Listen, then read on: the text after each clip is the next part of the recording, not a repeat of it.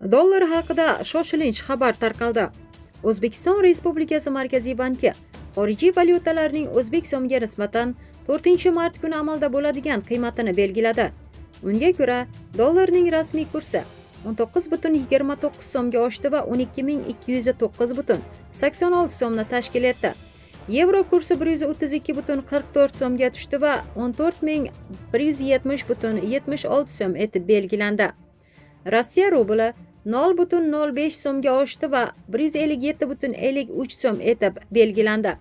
Xitoy yuani esa 1,73 so'mga pasaydi, 1769,49 so'm etib belgilandi. Oltinning 1 grammi uchun narxi esa 53.600 so'mga oshdi, 2.172.800 so'mni tashkil qildi. TradingView ma'lumotlariga ko'ra, 3-mart kuni Toshkent vaqti bilan 16:00 holatida Bitcoin kursi 8.010.745 so'mga oshgan va 815.866.425 so'm etib belgilandi.